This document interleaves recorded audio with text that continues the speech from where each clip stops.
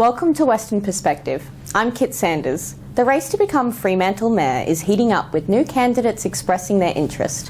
One of them is Marija Vujicic. As the city enters into decline, we discuss her plans to revitalise Fremantle, what sets her apart from her opponents, and how constituents can be sure that she's the best person for the job. Thanks, Marija, for your time. So, if you're elected, how will your leadership style differ from that of Brad Pettit and his other predecessors? Thank you so much for having me. I'm nominated for Mayor of Fremantle this week, and my difference will be that I have a commitment to the ratepayers and residents of this city. I'm committed to community consultation.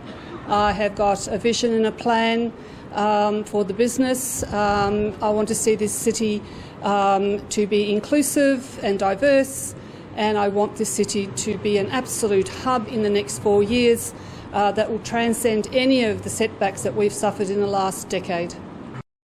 Brad Pettit was first elected in 2009. What's your view of his decade-long tenure as mayor? Well, I campaigned in 2017 for South Ward. I lost.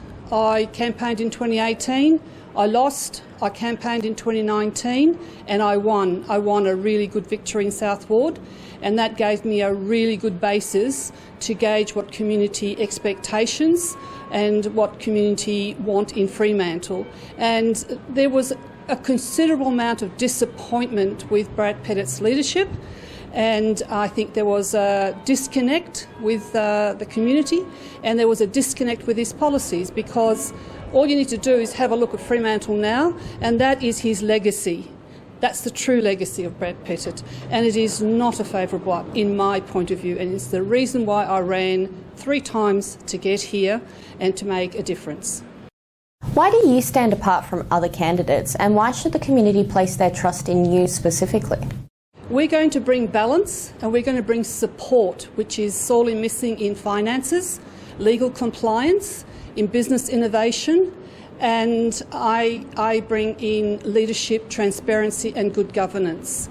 And I can assure you from day one that there will be transparency and that we'll have a strong commitment to the ratepayers and residents. We are non-aligned to any political party, and that's the major difference. We can actually act for the ratepayer without having to be more of a narrative that is ideologically based. Kings Square and the CBD project have been delayed. How will you ensure that it's put back on the right track? Well, that's going to be an awfully big challenge for anybody. Some people might say that might be a poison chalice for any new mayor. But I see it as a huge challenge. The first thing that I will do is to make sure that there's an audit and into our finances, so that we are honest in terms of how much this building is going to cost us, that we have a level of transparency to see what our commitments are going forward, and then we're going to get very creative in filling that space and making sure that it doesn't go just into hospitality and liquor outlets, which is drowning our city to some degree.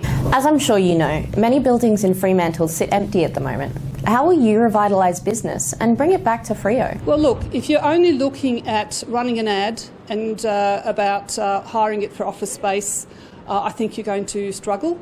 I'd be looking more at other community groups, like, for example, a major retailer. I know that when we lost Myer, I've spoken to a number of business people in the city, and they tell me that the day that Myer left, they lost 50% of their turnover simply because the reduction in foot traffic was significant.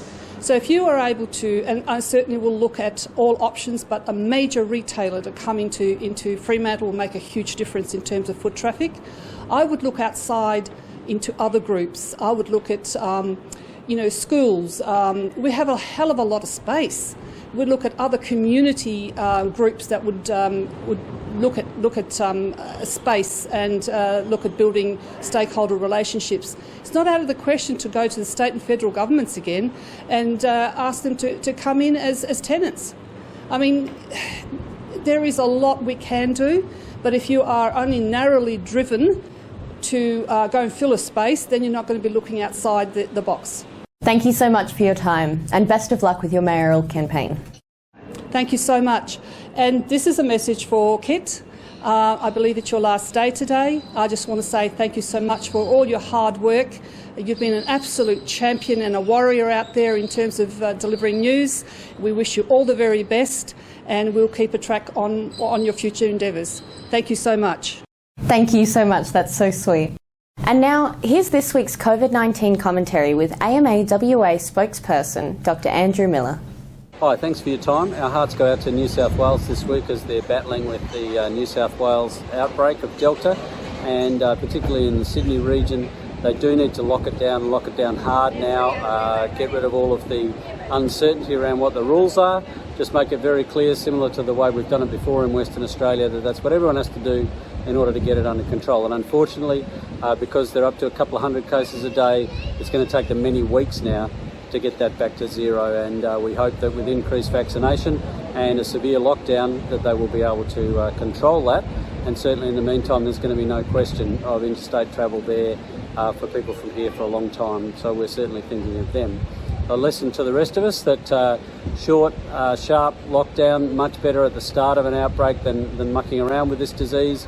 Delta is much more infectious and does seem to be more severe. A lot of young people in ICU and ventilators over there, around 56 people in ICU with what is a relatively small outbreak by international standards. So it's a good motivation for us to get going with our ventilation in all indoor spaces. This is an airborne disease, and also to get on with vaccination. If you're over 60, get on with having an AstraZeneca as soon as you can. If you're under 60, then try and get a Pfizer as soon as possible in that age bracket.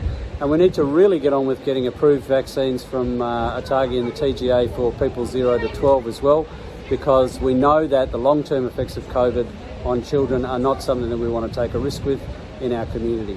Thanks very much for your time. And that was Dr. Andrew Miller. And that's Western Perspective for this week, and also my last shift here at WAMN News. Thank you all for watching and for all your support.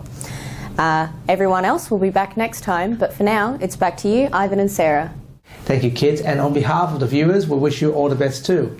And now, here's Leo with what's coming up on 6 News tonight.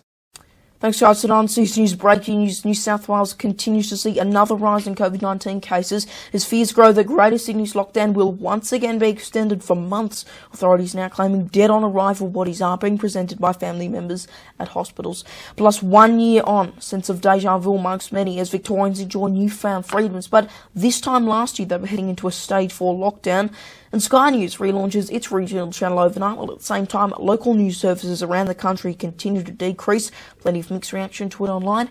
We'll get into all that with our reporter on the ground in Bathurst. You can see full details on those stories and plenty more by heading to our YouTube channel. Just search 6 News Australia to find us, or our website 6newsau.com. For now though, guys, it's back to you. Thanks, Leo. And that's our weekly news and current affairs. We have the latest news on our website, wamnnews.com.au. Until next Sunday evening, from Sarah and myself, wish you good health, good night. Thanks for watching. Take care.